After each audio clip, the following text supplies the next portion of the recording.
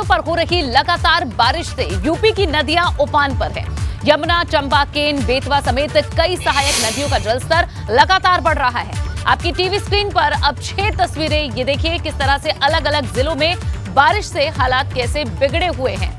जहां उफान पर यमुना, बेतवा और केन नदी है। हमीरपुर, इटावा, आगरा, बिजनौर, फतेहपुर और झांसी की ये तस्वीरें, जहां लगातार बढ़ रहे नदियों के जलस्तर से रिहायशी इलाकों में खतरा बन गया है। आसपास के जो गांव हैं उनका मुख्य मार्गों से संपर्क टूट गया है। चंपल नदी के उफान पर आने से आगरा में क्या स्थिति है ये भी देख सकते हैं। बिजनौर, फतेहपुर और झांसी की तस्वीरें भी लगभग यही बयां करती हैं। बड़ी खबर, अब्बास को भगोड़ा घोषित करने की आज कोर्ट में अर्जी डाली जाएगी। कानूनी औपचारिकता पूरी होते ही संपत्ति कुर्क करने की प्रक्रिया भी होगी।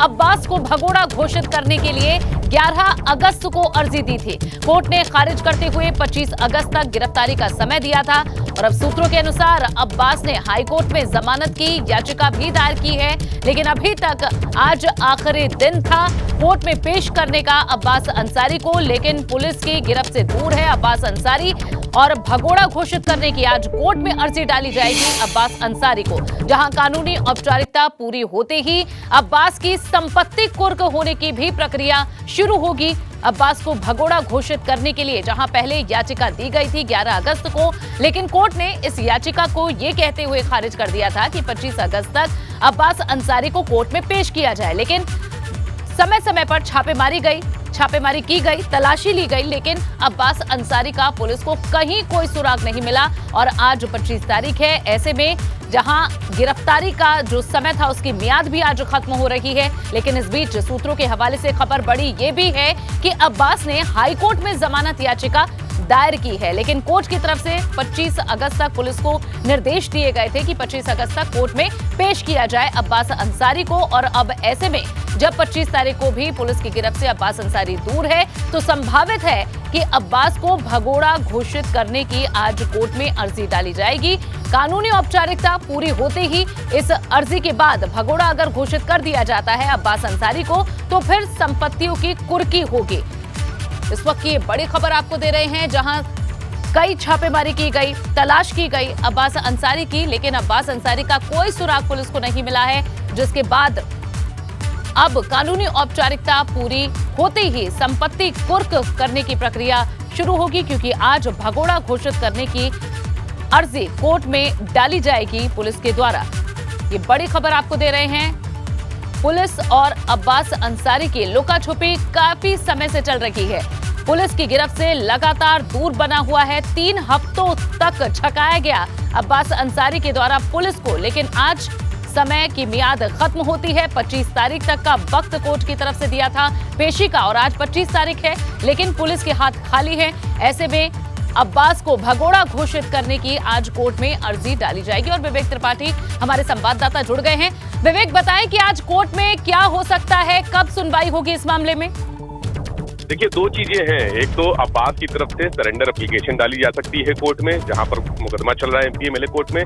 दूसरा, पुलिस की तरफ से एक अर्जी दी जाएगी। अगर वो अब्बास को गिरफ्तार नहीं कर पाती है तो एक अर्जी दी जाएगी कि उसको भगोड़ा घोषित किया जाए और उसकी जो संपत्ति कुर्क करने की कार्रवाई है उसकी शुरुआत की जाए। यानी 82 और 83 की जो एप्लीकेशन होती है, कुर्की की चेतावनी और कुर्की की नोटिस, दोनों के लिए एक एप्लीकेशन डालेगी कोर्ट में। पिछली बार भी एप्लीकेशन डाली थी पुलिस ने, लेकिन कोर्ट ने ये कह के खारिज कर दिया कि अभी और समय आप लीजिए, और 25 अगस्त तक का समय दिया था कि मुख्तार के बेटे को, अब्बास अंसारी को ढूंढ कर लाइए। लेकिन पुलिस फिर इस बार तीसरी बार ये समय मिला था, नाकाम रही है। अब आज या तो समय आगे बढ़ेगा या एप्लीकेशन डाली जाएगी या सरेंडर एप्लीकेशन अब्बास की तरफ से पड़ेगी। क्योंकि सरेंडर एप्लीकेशन का एक नियम होता है कि वो उसी दिन डाली जाती है जिस दिन, यानी आज अगर आखिरी तारीख है तो आज 10 बजे जब कोर्ट खुलेगी तो अब्बास के जो वकील हैं वो सरेंडर एप्लीकेशन डाल सकते हैं और सीधे अब्बास को कोर्ट में पेश कर सकते हैं। ये भी हो सकता है, लेकिन वो 10 बजे के बाद पता चलेगा जब कोर्ट की प्रक्रिया शुरू होगी, कार्रवाई शुरू होगी। हमने देखा था कि किस तरह से अतीक के बेटे ने 11 बजे, 11:30 बजे करीब आकर कोर्ट में उसके वकीलों के साथ एक एप्लीकेशन दिया था और तुरंत सरेंडर कर दिया था। तो यही प्रक्रिया होती है। उसके लिए सरेंडर एप्लीकेशन के लिए कोई पहले से प्रोसीजर नहीं चलता है, उसी दिन सरेंडर एप्लीकेशन डाली जाती है। तो आज इंपॉर्टेंट इसलिए है कि आज 10 से 11 के बीच में या 12 के बीच में अब्बास की सरेंडर एप्लीकेशन देखनी होगी कि पड़ जाएगी या नहीं पड़ेगी। अगर नहीं पड़ेगी तो हाई कोर्ट में उसने जमानत के लिए एक एप्लीकेशन दे रखी है, अगर उस पर सुनवाई हो जाती है, उसको जमानत मिल जाती है तो उसको राहत मिलेगी। लेकिन चुनौती का दिन है आज सभी के लिए, अब्बास के लिए भी और पुलिस के लिए भी। उसको गिरफ्तार करने की कोशिश हो रही है और दूसरी तरफ वो अपने आप को बचाने के लिए जमानत हासिल करने की कोशिश कर रहा है। और इस पर आप इसी तरह लगातार नजर बनाए रखिएगा, आपसे आगे भी अपडेट लेते रहेंगे। फिलहाल के लिए शुक्रिया। आगरा में चंबल नदी ने 2019 का रिकॉर्ड तोड़ दिया है। बेतवा चंबल नदी का जलस्तर अब 135.90 मीटर पहुंच चुका है। कोटा बैराज से करीब 25 लाख क्यूसेक पानी छोड़ा जाने के बाद अब चंबल नदी में आई भयंकर बाढ़ से जहां काफी दिक्कतें बढ़ी हैं। बाढ़ की चपेट में आने से बाव विधानसभा क्षेत्र के 20 गांवों में बाढ़ का पानी घुस गया है। ग्रामीणों ने गांव से पलायन करना शुरू कर दिया। बाढ़ में घिरे 20 गांवों में ग्रामीणों को मोटर बोट की सहायता से अब सुरक्षित स्थानों पर भेजने में प्रशासन जुटा हुआ है। आपको बता दें कि साल 1996 में चंबल नदी का जलस्तर 136.6 मीटर पहुंचा था। वहीं 2019 में चंबल का जलस्तर 136.1 पर रहा और अब फिर से स्तर बढ़ रहा है। चंबल नदी ने अपना रौद्र रूप दिखाना शुरू कर दिया है।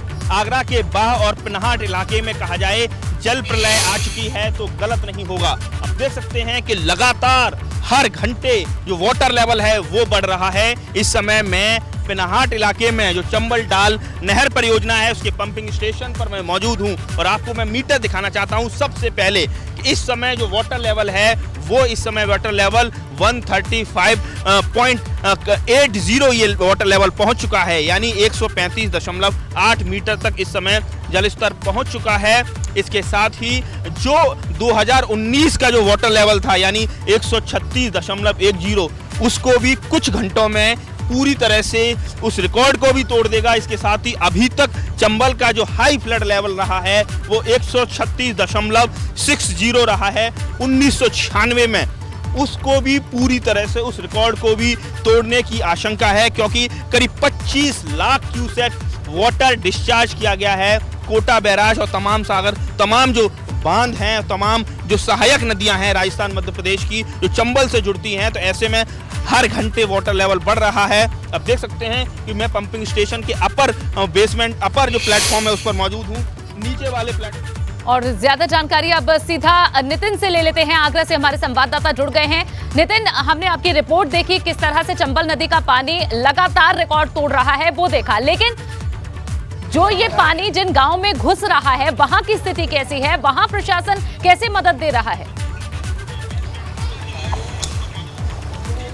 देखिए स्थिति बिल्कुल नाजुक बनी हुई है। देखिए जिस जगह मैं खड़ा हुआ हूं, कल भी हम यहां से रिपोर्ट कर रहे थे, लेकिन पूरी तरह से कहा जाए ये यहाँ जो चंबल डाल नहर परियोजना का जो लोअर जो प्लेटफॉर्म है उससे नीचे चंबल बह रही थी, लेकिन आप देख सकते हैं कि प्लेटफॉर्म पर इस समय पानी भराया हुआ है और कुल मिला के कहा जाए करीब 3 दर्जन गांव इस समय जबरदस्त तरीके से लगातार बढ़ रहे जलस्तर की चपेट में है। 20 गांव बहुत ज्यादा प्रभावित नजर आ रहे हैं। ये चंबल डाल नहर परियोजना है। चंबल ने पूरी तरह से कहा जाए जल प्रलय इस समय मचा रखी हुई है। लगातार पानी मिट्टी को काटते हुए आगे बढ़ रहा है। कई सारे संपर्क मार्ग को तोड़ दिया गया है। लगातार लोगों को रेस्क्यू किया जा रहा है, लोगों को ऊंचे स्थानों पर ले जाया जा रहा है। जबरदस्त तरीके बिल्कुल ये प्रबंध किए जा रहे हैं। नितिन, ये हम तस्वीरों में देख रहे हैं और लोग किस तरह से पलायन करने को मजबूर हो रहे हैं वो भी तस्वीरों में हम देख पा रहे हैं। नितिन, आगे भी जानकारी से जुड़ी आपसे लेते रहेंगे। मुख्यमंत्री योगी आदित्यनाथ का संबोधन, इलेक्ट्रिक बसों को हरी झंडी दिखाई है और अब संबोधित।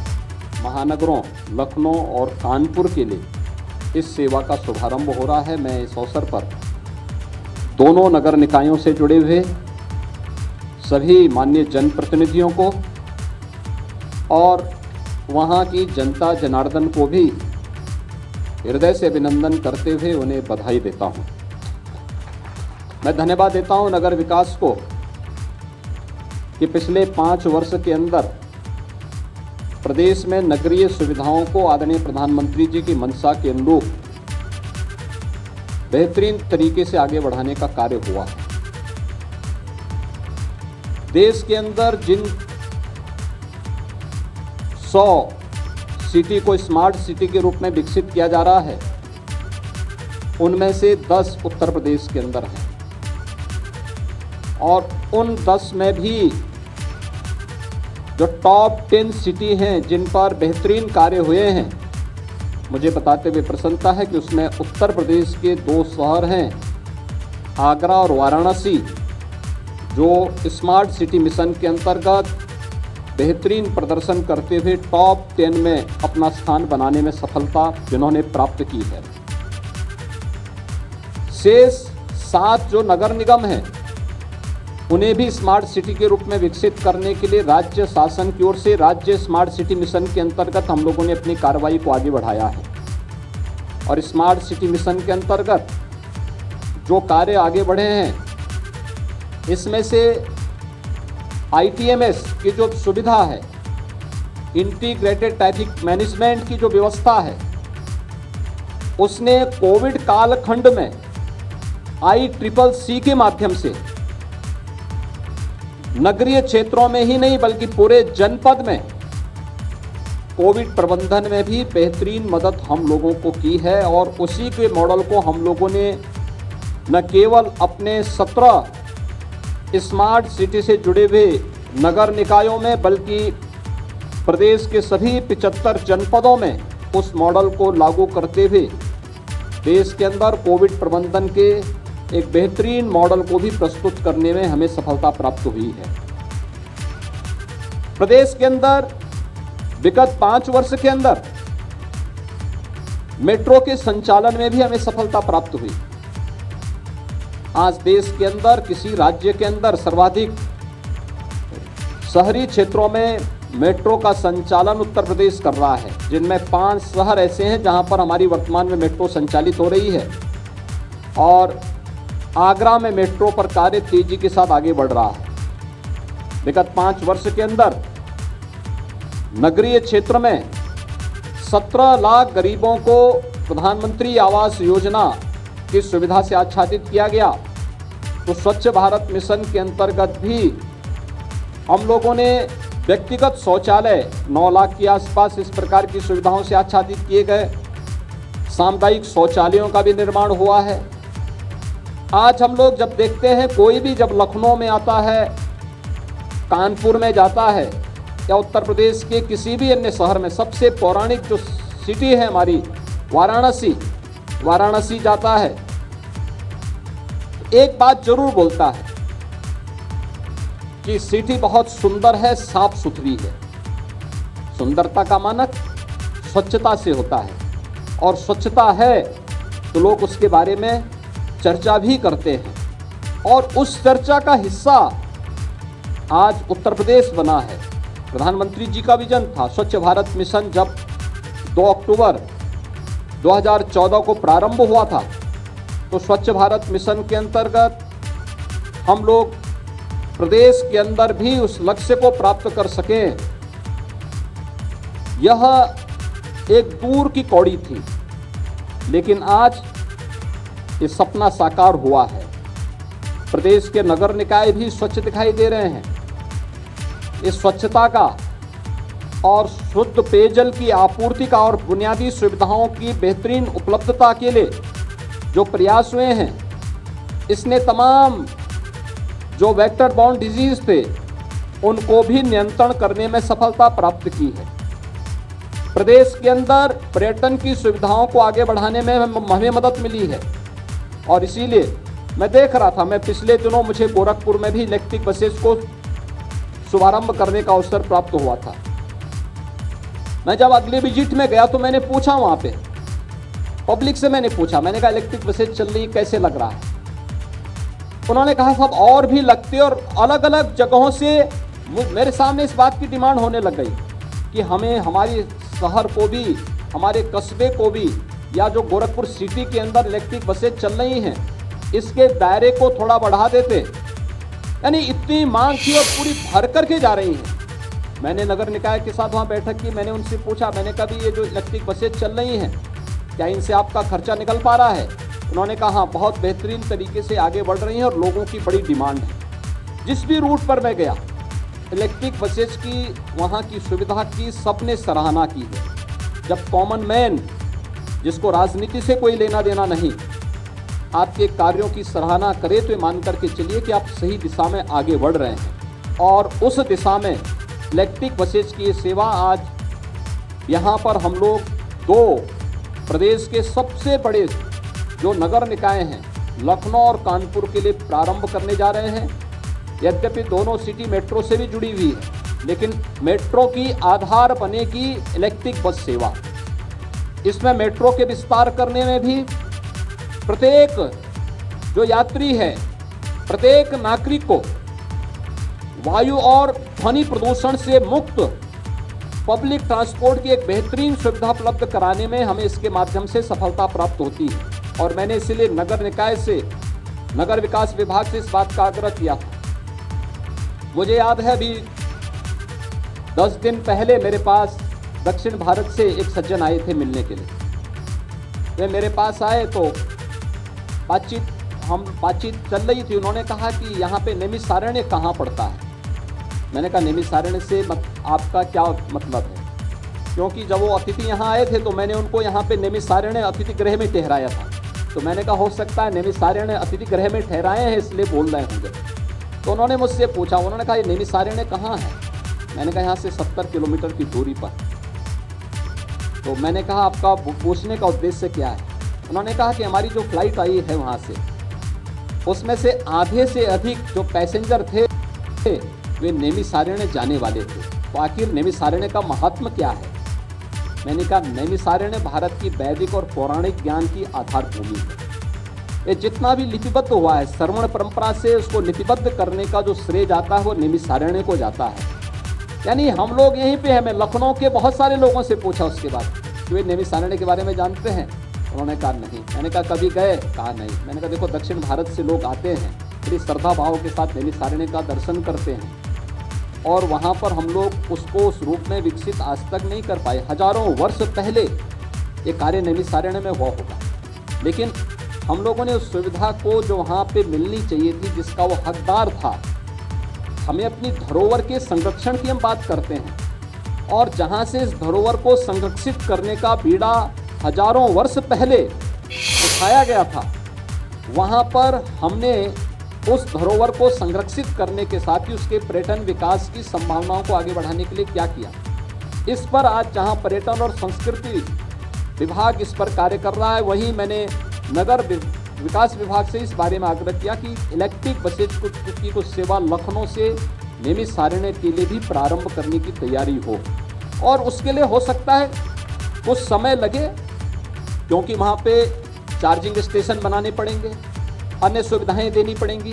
तब तक हमारी वैकल्पिक व्यवस्था क्या हो सकती है, एक इस पर ध्यान देना। दूसरा, नैमिषारण्य को हम लोग बेहतरीन सुविधाओं से युक्त एक ऐसे स्थल के रूप में विकसित करें जो प्रत्येक भारतवासी को उस धरोहर के प्रति एक आत्मीयता का भाव प्रत्येक भारतवासी के मन में जागृत कर सके।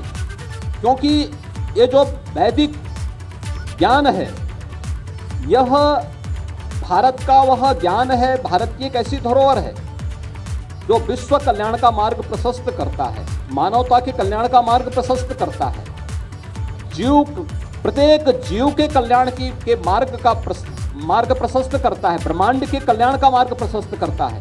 तो आखिर उस धरोहर को संरक्षित करने के लिए हमें जो प्रयास होने चाहिए, उस दिशा में आज नगर विकास विभाग के द्वारा ये प्रयास प्रारंभ हो रहा है कि इलेक्ट्रिक बसेज जो आज प्रारंभ होंगी उनमें से कुछ हम लोग प्रारंभिक रूप में नैमिषारण्य तक संचालन करने की भी एक वैकल्पिक व्यवस्था इसके माध्यम से देंगे।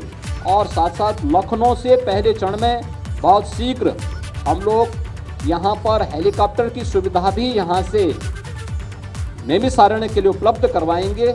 और मुझे प्रसन्नता है कि हमारे राज्य मंत्री राकेश राठौर गुरु भी वहीं के रहने वाले हैं। तो मैं इस अवसर पर राकेश राठौर जी को बधाई दूंगा कि वे आज नैमिषारण्य के लिए इस बेहतरीन सुविधा को उपलब्ध कराने में, उनके नगर विकास राज्य मंत्री बनने के बाद ये सुविधा नैमिषारण्य को आज प्राप्त होगी। इस अवसर पर मैं एक बार फिर से नगर विकास को, जो प्रदेश की अर्थव्यवस्था को परिवर्तित करने में एक बड़ी भूमिका का निर्वहन कर सकता है। आज देश के अंदर सबसे अधिक नगर निकाय उत्तर प्रदेश के अंदर हैं। लगभग 752 नगर निकाय हमारे पास वर्तमान में होने जा रहे हैं। इनका विस्तार हो रहा है। एक बड़ी आबादी हमारी अब नगर निकायों के दायरे में आ रही है। उनको उस प्रकार की बेहतरीन सुविधाएं उपलब्ध कराने के लिए हर घर नल की जल जीवन मिशन की योजना को अमृत 2 के अंतर्गत अन्य प्रत्येक नागरिक को शुद्ध पेयजल की आपूर्ति के से जोड़ने के लिए भी जो कार्यक्रम चल रहे हैं वह अत्यंत सराहनीय प्रयास है। और मुझे विश्वास है कि नगर विकास विभाग प्रत्येक नागरिक को, नगरीय क्षेत्र में रहने वाले प्रत्येक नागरिक को उन सभी बुनियादी सुविधाओं से आच्छादित करेगा जिसका वह हकदार होता है। और हम लोग अपनी बेहतरीन सेवा के माध्यम से आम जन के विश्वास को अर्जित करने में सफल होंगे। इस पूरे अभियान के प्रति मेरी शुभकामनाएं। धन्यवाद। जय हिंद। मुख्यमंत्री योगी आदित्यनाथ को आपने सुना है। 42 ई बसों को हरी झंडी दिखा दी है सीएम योगी आदित्यनाथ ने। और किस तरह से न सिर्फ पर्यावरण बल्कि लोगों की सुविधा के लिए किस तरह से ये बेहतरीन कदम है, इसके बारे में सीएम योगी ने बताया है। तो राजधानी लखनऊ और कानपुर में इलेक्ट्रिक बसों को, जहां आज इसकी सौगात इलेक्ट्रिक बसेस की दी जा रही है, 42 बसों को यहां हरी झंडी दिखाई जा रही है। और पहले ही जहां मेट्रो से कनेक्टेड हैं ये दोनों सिटी, और अब इलेक्ट्रॉनिक बसों के जरिए पर्यावरण की स्वच्छता का ख्याल रखते हुए, लोगों की सुविधा को ध्यान में रखते हुए इन्हें रवाना किया जा रहा है।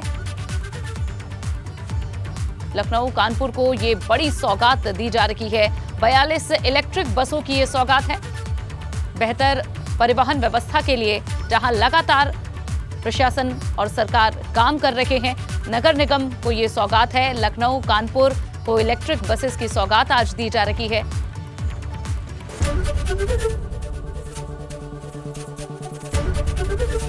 एबीपी गंगा, खबर आपकी, जुबान आपकी।